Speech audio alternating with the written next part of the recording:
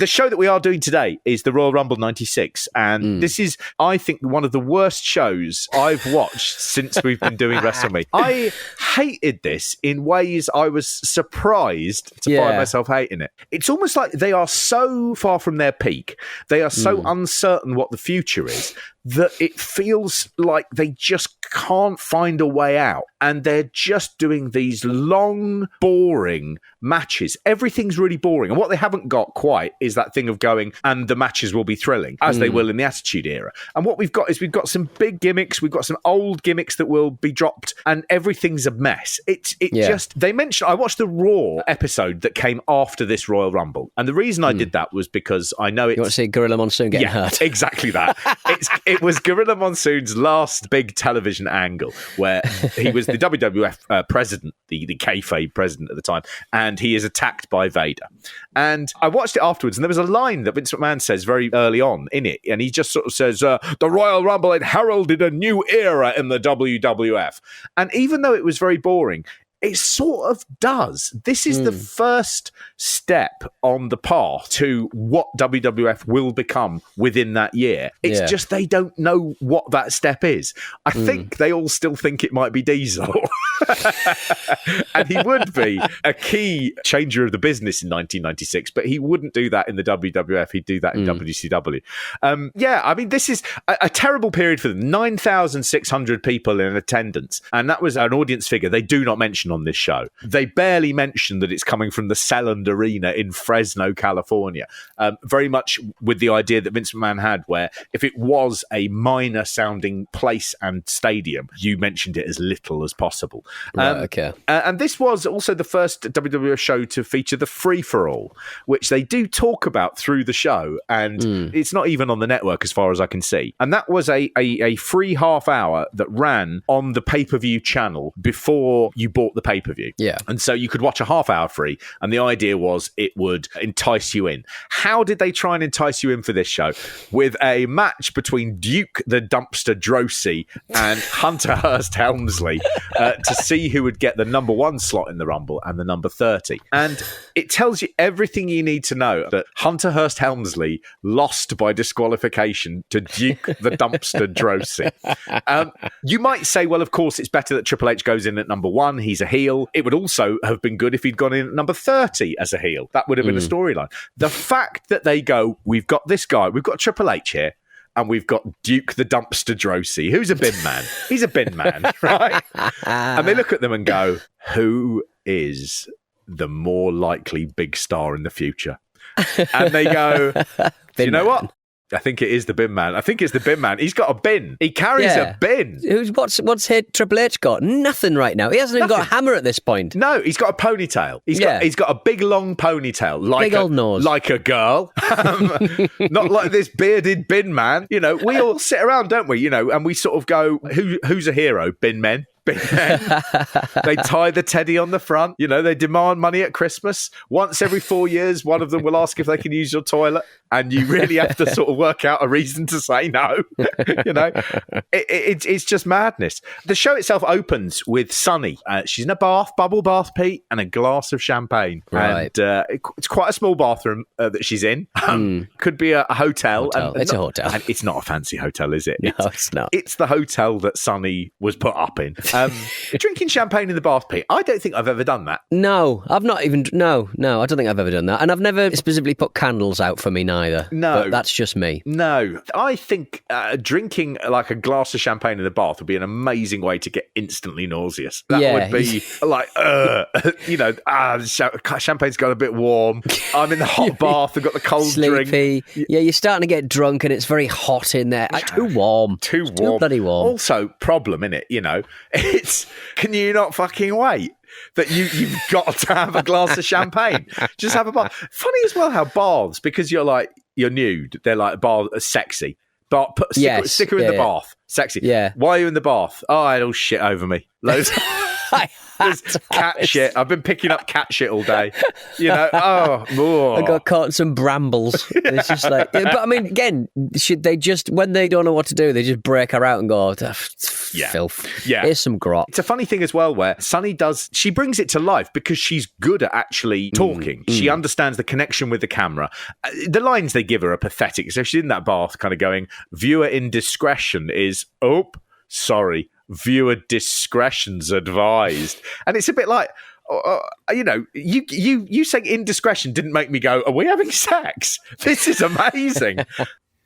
That was so good. Do you realize we did it for almost an hour? Now that's raw. Okay, you're a sauce box. We get it. Everyone's got a bath, mate. Well, you might as well decide it's sexy to see Sunny opening a door with a front door key, where you go, and maybe we'll go into the bedroom. You know that. So therefore, front door, very sexy. She is absolutely leagues ahead in terms of presentation than pretty much anyone else on this show. And you can see that they are desperately trying to work out how the whole of the WWF can basically be put behind Sunny, that she is the person who, you know, who's giving them something that no one else is and is clearly a star. And the whole organization is set up to not be able to revolve around her, which is a source of huge frustration for them at the time. You know, they would have done anything to have made her champion. You know, it just couldn't be done. This is a sort of funny period where all of the big stars have got incredible, long, really soft, really shampooed hair. It's like a clean hair era where you've got Diesel has got unbelievable hair. Shawn Michaels has got career best hair. But even like The Undertaker is really sort of coiffed and it looks really sort of luscious and glossy. It was the Head and Shoulders era. It was the really take two bottles in the shower, not me era, wasn't it? And I genuinely believe that all of them were trying to impress Sunny. I think for the first time, they're like, "Oh, give it a brush because Sunny might come in." And they might come in. Oh, look at my wonderful hair. They're all desperately. I suppose in a world where everyone is muscular and everyone is tall, and everyone is making good money, it comes down to those little marginal gains. Yeah, exactly that. You have to go, my hair is glossier than Chris Candido's. So, so would you care to come for a champagne in the bath? This Royal Rumble starts with a really horrible sort of Super Nintendo bland theme tune. Just loop drums, a little bit of a nightmare, I found.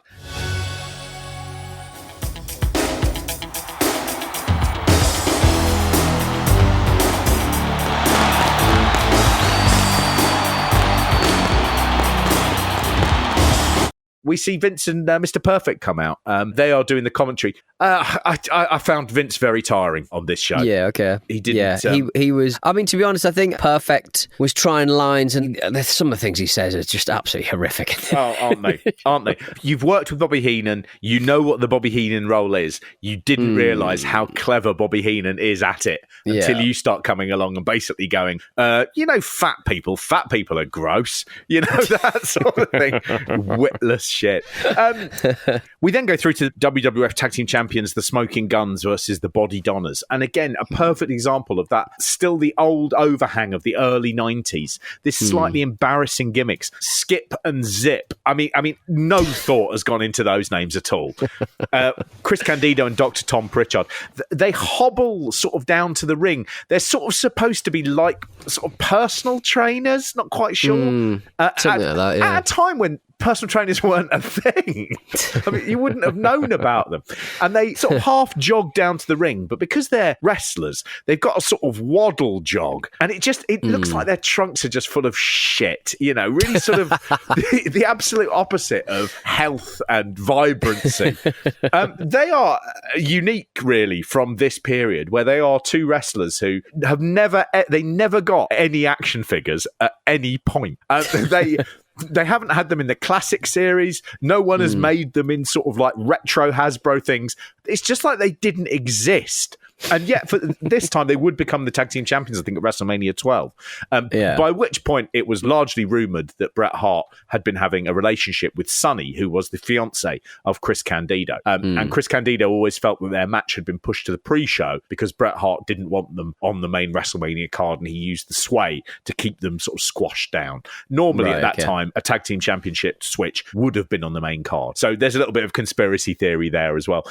They both got bleached hair, and Dr. Tom Pritchard is of a sort of size and shape where he looks elderly. Now he's got his hair dyed. The two of them are really good. When they're in the ring, they are both really good. I mean, Candido especially, a wonderful seller. He sells for everything that people give him. Third generation star. He loved the business probably more than any active wrestler of his era. He was just in love with the sport and the art of professional wrestling. And even in a match like this, which was pretty basic and pretty dull, he stands out as just being one of these people who is just a tiny little sliver of perfection and love in a show that is otherwise quite dull and pedestrian. Yeah. There's a little sort of bit where Bart Gunn, I think, is on the outside of the ring and he's holding onto the top rope while he's standing on the apron. And the two of them pull the rope. And traditionally, he'd have done a somersault back into the ring, land on his back. But instead, he sort of rides with it and then pulls the rope back. And the two of them go over the top to the outside.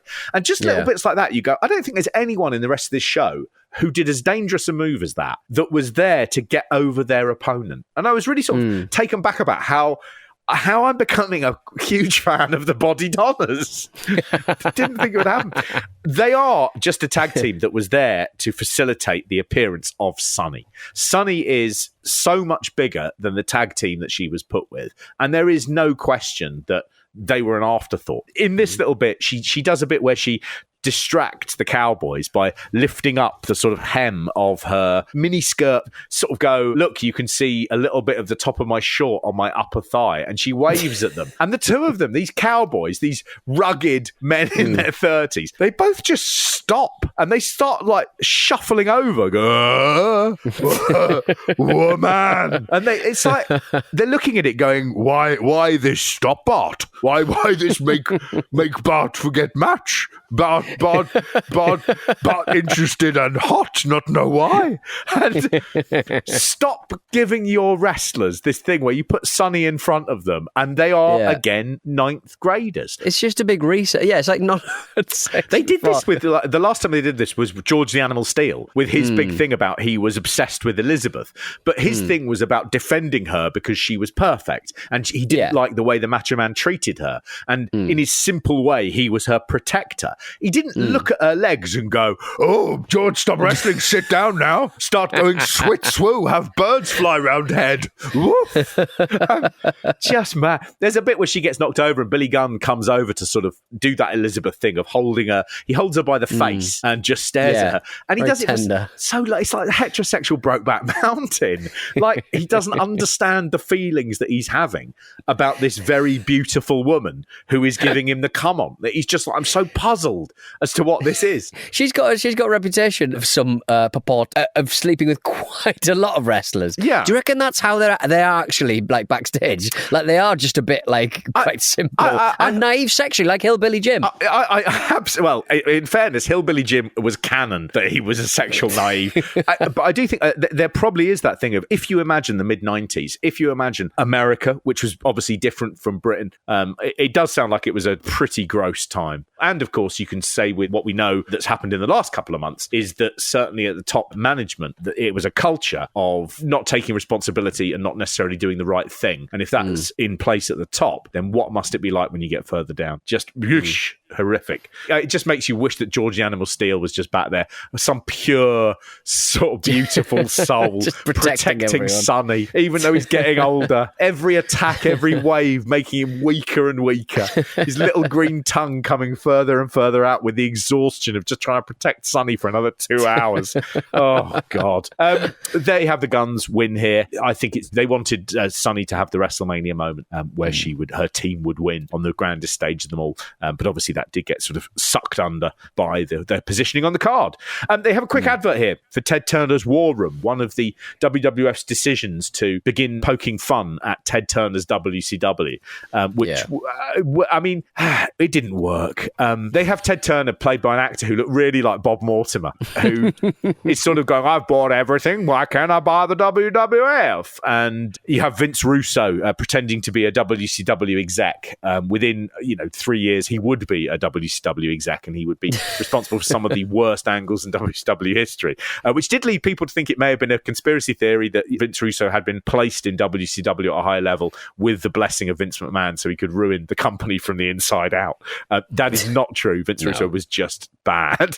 But they do mention that, what WCW have is they say they have washed up old stars, and they have Hogan, Savage, and Mean Gene. Very funny that Vince McMahon never really seemed to forgive Mean Gene for defecting. Gene had been one of the people Vince had snatched from the AWA right in the sort of glory years where he had Hogan and Schultz, all those people taken. But he never seemed to forgive Mean Gene. And it's an odd thing that with the WCW, he's talking about Hogan, Savage, and Mean Gene as if they're three equal stars. I thought one of them was just like a bald interviewer. Why'd you care about him? What they did, which was interesting, is they do have that line where they were like, you can't teach old dogs new tricks. And you have Hogan saying he can't do whatever it is, a moonsault off the top. And the last line is WWF New Generation, on top of the hill, not over it. And what the mistake was here, and you can really see it, is it's impossible to watch this and go, I wonder what Hogan's up to on the other side, because he and Savage were huge wrestling personalities that people had grown up with. And I've just sat through the Smoking Guns versus the Body Donners. They're going, do you know what's on the other side? Hulk Hogan and Randy Savage. Okay, well, I am going there. And kind of like, it's just the two people who like they've never seen Hulk Hogan or Randy Savage before to do the impressions. I mean, like, anyone can do a Randy Savage impression. Anyone. Yeah. Good or bad. You can just do it. But that person, whoever they chose to do it, couldn't. No. Now, there's no question the WWF made you guys into stars. Why did you leave? Well, we couldn't keep up with the new generation. The WWF said we were too old to wrestle. But look at me now, brother. I may be old and slow and bold, but old is old, and I'm only as old as I feel, and I feel pretty old and bald. Oh, I hear you. I hear you, brother. I hear you, brother. And Vince must know that wrestling is wrestling, and at any point, Hulk Hogan will be back in WWE, winning titles and all this kind of stuff. Yeah, I mean, he would be back. Must have been 10 years later. Right, okay. He was being pushed as the undisputed champion, Hogan. So I mean, I didn't see that advert being played then. Prompting, I guess, never heard. Now wait a minute! Here we go! Take a look at this! From geriatric Beach, California, he's got this crude power walker of his. Yes, indeed. Take a look at those pythons, if you want. They look more like earthworms, McMahon. Is it over yet? Bob with the Hulksters is never over, and look at this. He's having some difficulty getting the shirt off. Scheme Team and Billionaire Ted trying to rip that off. Yeah. Look at the Hulkster's body. My feet. I'll tell you. What an improvement. What the pharmacist gave him, Father Time has taken away. The funny thing is they couldn't think of names as well that were derogatory. So those characters are called Billionaire Ted. And I mean, a billionaire, like that's the thing where you go, oh, that's derogatory. The Huckster and the Nacho Man, which is, he keeps on going snap into it, and they don't say Slim Jim. But again, if I was the Slim Jim people, I'd be going, oh, that's great. They keep on doing that. Really associating the product with him. Thank you. Appreciate it. We haven't paid for that. That's wonderful. Yeah. So that has been our opening salvo on the Royal Rumble 1996. We will get to the Royal Rumble very, very shortly. That's the worst Royal Rumble of all time. But we will Mark, do it. What? With blistering promos like this? I'm walking into the Royal Rumble as the major underdog, as all my matches are. The chances are 30-1 that I'm going to win. But when I walk out of the Royal Rumble, I am going to be the winner. I'm confident and I'm happy. Barry Horowitz. I'm confident and I'm happy. I've had a rough time. I'm getting through it. And I feel like things are really... life up. Piece by piece. I'm getting on an even keel. And everybody is really pleased with the progress I'm making. Oh, well, good for you. That is all to come.